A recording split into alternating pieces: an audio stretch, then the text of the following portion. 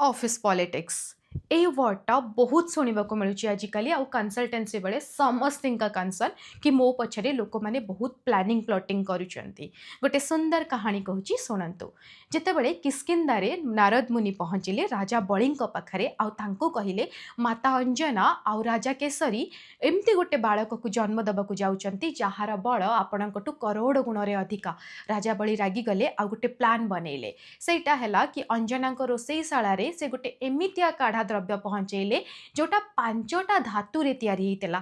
ଆଉ ସେଇ ଧାତୁରେ ତିଆରି ହେଇଥିବା କାଢ଼ାଟା ଏତେ ବିଷାକ୍ତ ଯଦି ସେଇଟା ଗୋଟେ ଗର୍ଭବତୀ ମହିଳା ପାନ କରେ ତାର ଗର୍ଭ ନଷ୍ଟ ହବା ତ କ'ଣ ସିଏ ହିଁ ନିଜେ ମୃତ୍ୟୁବରଣ କରିବ।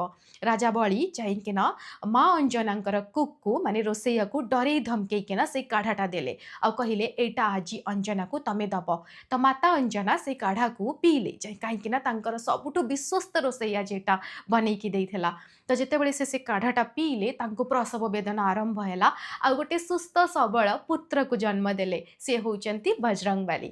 ଆଉ ବଜରଙ୍ଗବାଲି ଯେତେବେଳେ ଜନ୍ମ ହେଲେ ଯେତେବେଳେ ରୋଷେଇଆ ଜାଣିଲା କି ଏତେ ବିଷାକ୍ତ କାଢ଼ା ପିଇକି ବି ଜନ୍ମ ହେଇଥିବା ବାଳକଟି କେମିତି ମୁଁ ଯାଇକି ଟିକେ ଦେଖିକି ଆସେ।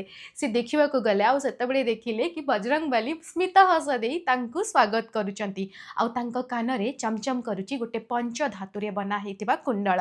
ସେଇ ପାଞ୍ଚଟା ଧାତୁ ଯେଉଁ ପାଞ୍ଚଟା ଧାତୁକୁ ମିଶେଇକିନା ରାଜା ବଳି ଗୋଟେ ବିଷାକ୍ତ ପଦାର୍ଥ ତିଆରି କରିଥିଲେ। ମୋର କହିବାର ମାନେ ହେଲା ସେଇ ସଙ୍କଟ ମୋଚନ ସେଇ ଦୁଃଖ ହରଣ ଯିଏକି ନିଜ ଜନ୍ମ ପୂର୍ବରୁ ହେଇଥିବା ନିଜ ମୃତ୍ୟୁ ପାଇଁ ପ୍ଲାନ୍କୁ ଖଣ୍ଡନ କରିବାର ଶକ୍ତିକୁ ଧାରଣ କରି ଜନ୍ମ ହେଇଛନ୍ତି ଆଉ ଯାହା ପାଖରେ ଅସଂଖ୍ୟ ଶକ୍ତି ଅଛି। ଆପଣ ଯଦି ତାଙ୍କର ନାମ ସ୍ମରଣ କରନ୍ତି ଆଉ ତାଙ୍କର ଭଗବାନଙ୍କର ନାମ ସ୍ମରଣ କରନ୍ତି ଆଉ ଯଦି ଡେଲି ହନୁମାନ ଚାଳିଶା ପଢ଼ନ୍ତି ଆପଣଙ୍କର ଅଫିସ୍ ପଲିଟିକ୍ସ ଆଉ ଆପଣଙ୍କର ଫ୍ୟାମିଲି ପଲିଟିକ୍ସ ଆପଣଙ୍କର ସରାଉଣ୍ଡିଂ ପଲିଟିକ୍ସ ଆଉ ଆପଣଙ୍କ ବିରୁଦ୍ଧରେ କରାଯାଉଥିବା ସମସ୍ତ ପ୍ଲାନ୍ ଫେଲ୍ ହିଁ ହେବ। କାହିଁକି ନା ସଙ୍କଟ ମୋଚନ ହନୁମାନ ତାଙ୍କ ଶରଣରେ ଆପଣଙ୍କୁ ସ୍ଥାନ ଦେବେ ଆଉ ଆପଣଙ୍କ ପ୍ରତି ହେଉଥିବା ସମସ୍ତ ଅତ୍ୟାଚାରର ଜବାବ ଦେବେ। ଆଶା କରୁଛି ଆପଣମାନେ ବୁଝିଗଲେ। ଜୟ ଶ୍ରୀରାମ, ଜୟ ଶ୍ରୀ ଜଗନ୍ନାଥ।